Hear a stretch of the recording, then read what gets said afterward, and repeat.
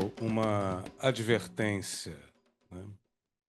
Nosso trabalho, vocês podem ver uma apresentação coletiva, não é um trabalho acabado.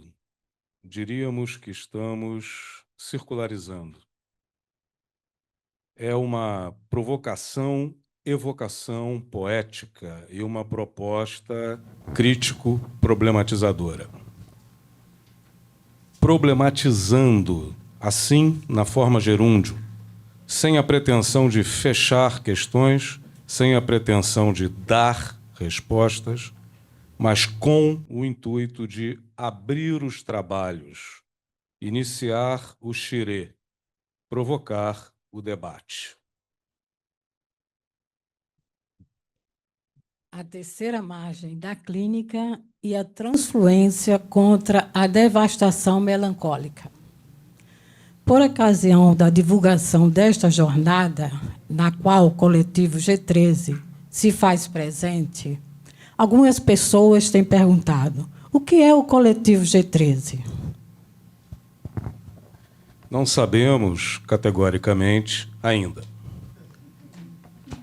Talvez não tenhamos categoria, a não ser a marca de uma produção ética, estética, crítico-política e desejante. Não nascemos de um projeto prévio, com objetivos universitários bem desenhados, resenhas metodológicas e relevância acadêmica determinada. Sabemos apenas que nascemos do desejo, de desejos compartilhados, de resistir ao imperativo da morte que se instalou no Covid-19.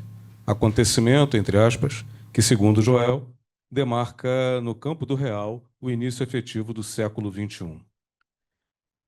Do desejo de resistir ao imperativo da morte e ao império da pulsão de destruição que se espraia e escancara em atos pérvidos, impiedosos, cínicos, racistas, misóginos, homotransfóbicos e, sobretudo, genocidas perpetrados pelo desgoverno do desmentido, que se pode eufemisticamente denominar conjuntura Bolsonaro.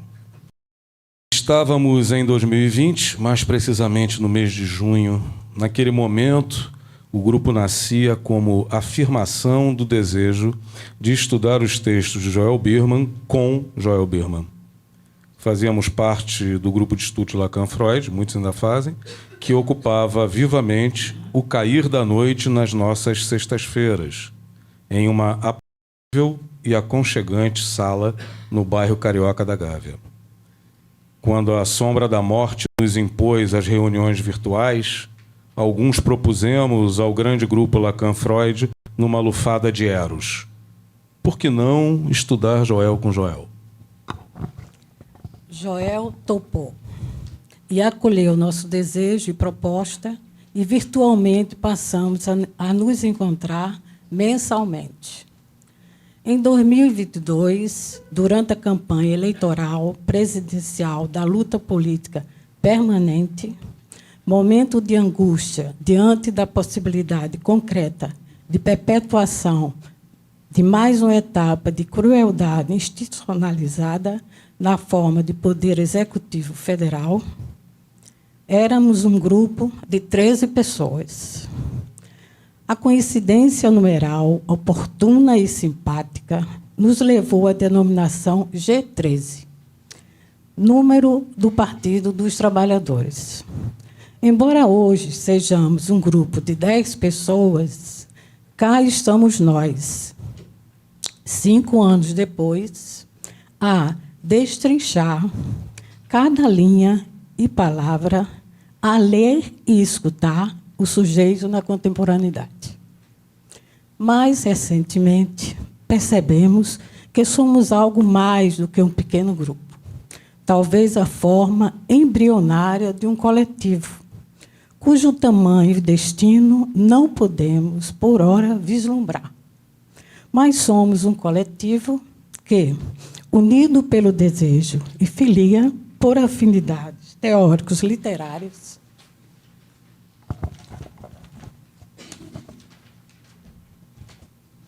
partilha do antigo lema da Rádice, luta e prazer, se move em direção ao horizonte da emancipação humana e está em construção.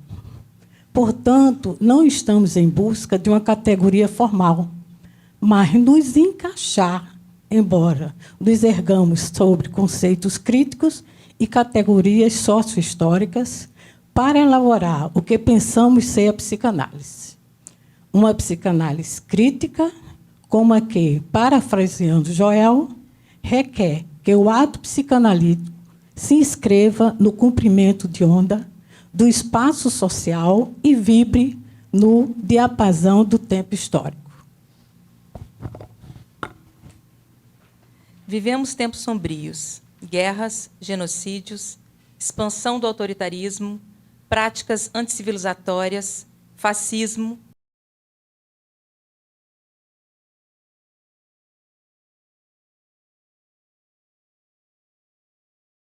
área natural, que afetam, sobretudo, quilombos, aldeias, Gazas e favelas.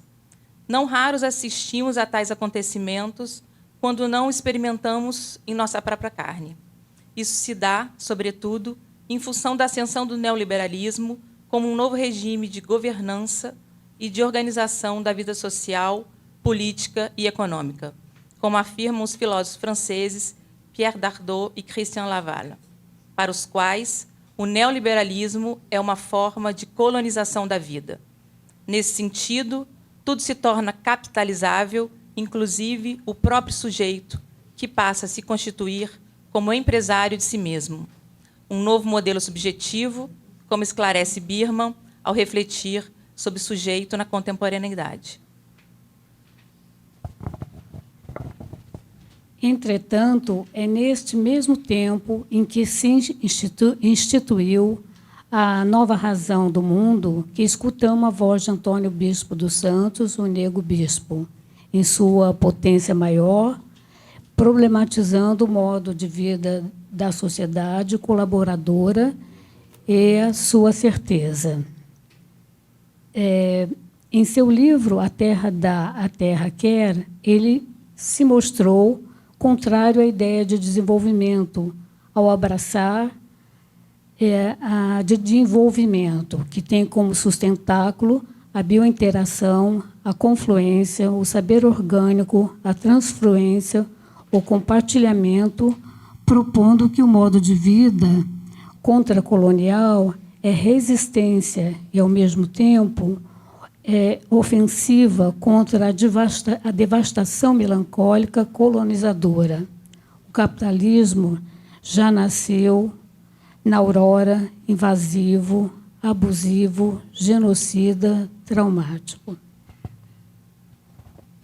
Territórios colonizados não tiveram direito ao renascimento, nem a Aufklärung, iluminismo, o esclarecimento. Tiveram terra tomada e arrasada, linguagem solapada, laços cortados e castrados e apagamento da história e da memória social.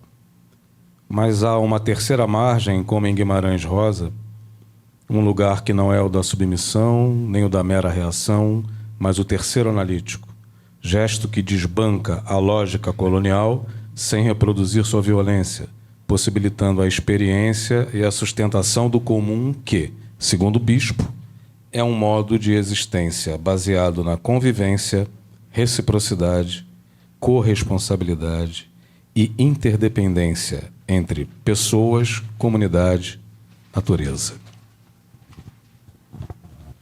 Esta é a margem que não está no mapa. Aqui escapa a dicotomia entre colonizador e colonizado, pois inventa seu próprio curso. Pensando com Rosa em Ave Palavra, o tempo é um rio que corre para trás. Ele ri do que foi. Ele corre no meio do nunca. Ele é a terceira margem.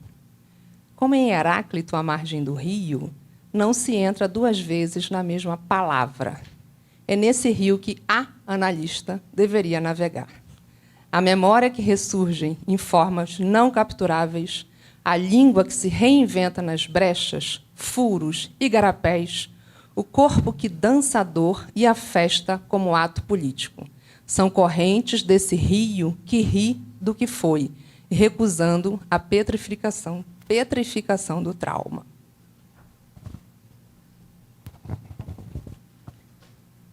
Trazendo o bispo à tona, aspas, um rio não deixa de ser um rio porque flui com outro rio. Ao contrário, ele passa a ser ele mesmo e outros rios se fortalecem. Uma chama não perde nada ao acender outra chama. Nos lembra o provérbio africano que serve de epígrafe a Ana Maria Gonçalves em Um Defeito de Cor. Quando a gente confluencia, a gente não deixa de ser a gente. A gente passa a ser a gente e outra gente. A gente rende. A confluência é uma força que rende, que aumenta, que amplia. Ela é a energia que nos move para o compartilhamento, para o reconhecimento, para o respeito. Nessa confluência de águas surge a transfluência, o que não se deixa sedimentar, o atravessamento que borra as margens e dissolve as fronteiras entre o individual e o coletivo. Considerando confluências de águas e o surgimento da transfluência, poderíamos pensar, metaforicamente, a relação contracolonial, para além da relação decolonial. Um analisante, não temeria o encontro do rio com o mar, o fenômeno da pororoca, que não acontece em todos os rios, mas em poucos lugares do mundo, como na Amazônia, no estado do Pará. Em uma psicanálise crítica, as forças dos rios não temem desaguar no mar. Antônio Bispo dos Santos nos fala, abro aspas, é muito mais agradável viver uma outra mente. É uma palavra só, outra mente. É aqui que a roda gira, não como repetição estéril, mas como roda-dança, movimento que transforma o trauma em narrativa e o silêncio em fala girante. Enquanto o colonizador ergue monumentos de esquecimento, a terceira margem, resistindo à tradução, é o risco que a canoa faz na água, como sendo o sulco que se desenha e se apaga ao mesmo tempo, como se fosse o sulco da linguagem, o sulco da palavra poética, que diz e não diz, que diz o silêncio, que diz o que se apaga, que diz o indizível, que insiste e convoca a roda a rodar, de novo, outra vez, sempre. Porque a água não reflui, ela transflui e, por transfluir, chega ao lugar de onde partiu, na circularidade, como a água do rio,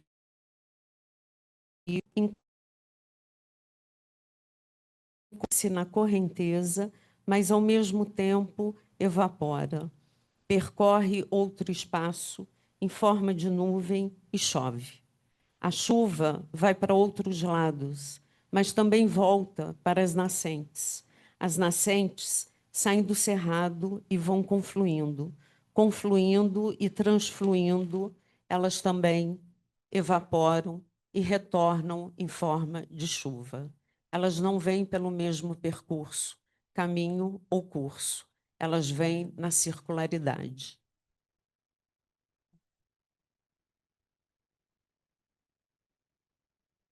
A circularidade, como nos ensina Nego Bispo, é fundamental para repensar nossa relação com o mundo e superar a lógica linear de exploração que domina a modernidade colonial.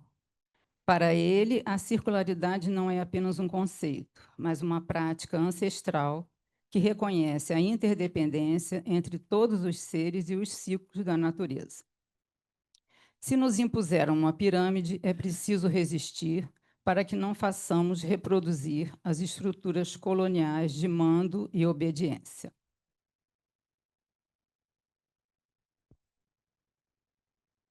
Somos povos de trajetórias, não somos povos de teoria.